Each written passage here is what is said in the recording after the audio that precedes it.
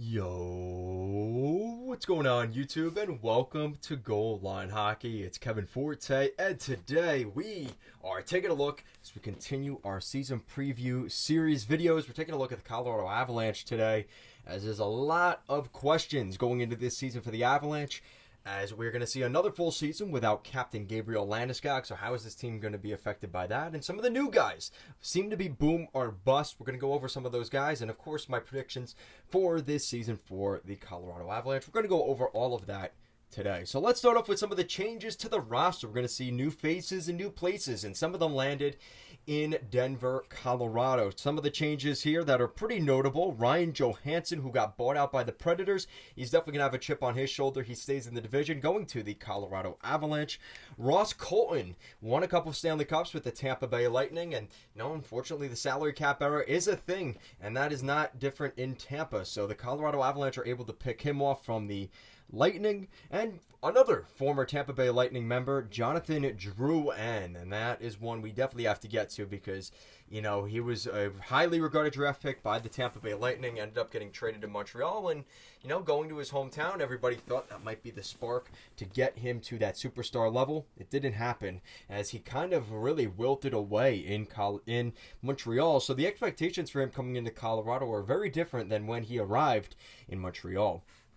So, Jonathan Drouin is definitely a big one here. He played with Nathan MacKinnon with the Halifax Mooseheads in the QMJHL back in the day. So there is a little connection there, and we would expect Drouin to get a shot on that top line at some point this season, especially early with Nathan MacKinnon and Mikko Rantanen. So that is definitely one to watch for. Ross Colton is probably going to be somewhere in the lineup, maybe in the middle of the lineup. He's listed as a center on Daily Faceoff, but that could definitely change depending on how things go. I think Ross Colton is a great addition to this team. He's going to score some goals. He's some depth, scoring depth for this team that they probably needed pretty badly. So I like that move. And then, of course, Ryan Johansson, who is listed right now as their second line center. There is definitely a lack of center depth on this team with a couple of the things that have happened the last couple of years in Colorado. So they're hoping to see Ryan Johansson have a little bit of a bounce back this season in Denver. In terms of rookies, we're not going to see much in terms of the rookie class for the Colorado Avalanche. It seems like they're going to be running things pretty much the same as they have the last couple of years. So you're not going to see too many young guys coming into the fold for the Avs. My breakout player for the Avalanche is Logan O'Connor. Kind of an interesting one here because everybody's talking about Drouin right now, and rightfully so. But Logan O'Connor spent some time with the Avalanche last season, played with the Colorado Eagles the last couple of years, and I think he's a breakout candidate for the Avalanche. This is a guy that could step up and really rise up to the occasion for the Avalanche. And yeah, maybe he's not going to be the guy that everybody's talking about in terms of being the leader in goals or points for the Avs, but a guy that maybe nobody was talking about in the beginning of the year right now, that we're saying, man, that guy is a pretty good player and a really good depth piece that really helped the Avalanche get to the playoffs and maybe even go on a deep playoff run in the Western Conference. So Logan O'Connor is my breakout player, so we'll see how things go with that, but that's my pick. And with that said, of course, the adversity for the Avalanche this season is without their captain, Gabe Landeskog. That is another season now. 2 full seasons we will see without Landeskog, and we'll see what happens even going into next year. But we're focused on this year first. We haven't even dropped the puck for this season, so we'll see what happens. But no Landeskog this season. Maybe that certainty will actually be a good thing for the Avalanche. You're going to need to see some guys really step up. Ryan Johansson, Ross Colton, Jonathan Drouin, the 3 notable additions up front. Those guys are going to have to play big. Miles Wood also comes in. And speaking of big, a bigger guy, tough to play against, spent the last couple years in New Jersey, had a tough season last year, kind of fell in the depth chart. So we're hoping to see Miles Wood have a chip on his shoulder coming over from New Jersey and maybe looking to build up his career a little bit. And he's going to have an opportunity to do that with guys like Ross Colton and Logan O'Connor, who I think that could actually be a pretty good third line, if I'm going to be honest.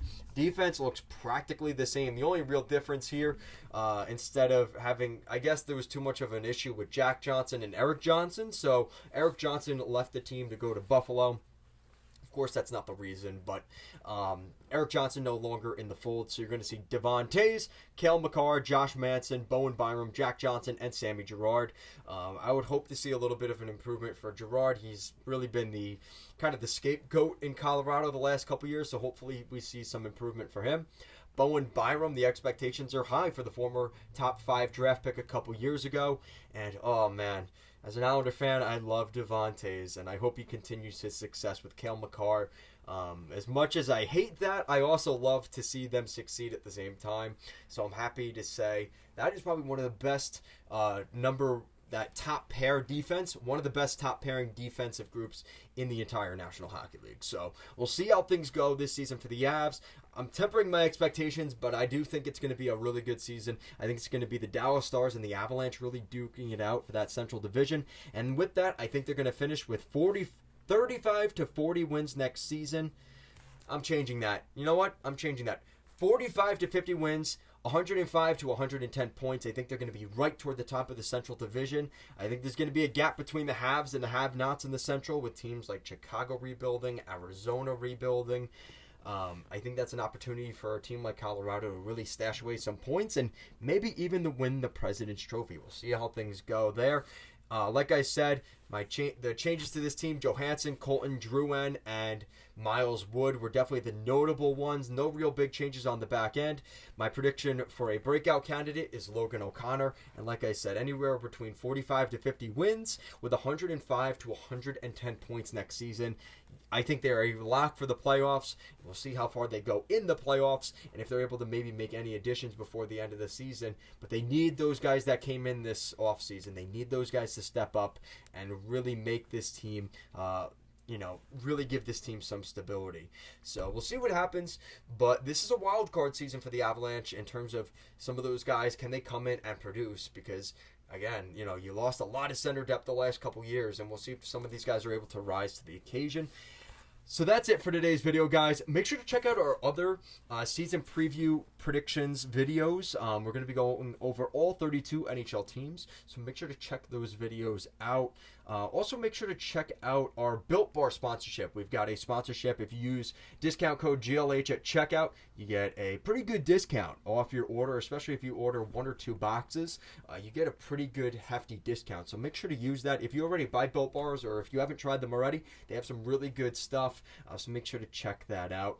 Guys, as always, thank you so much for watching, and I'll see you again next time.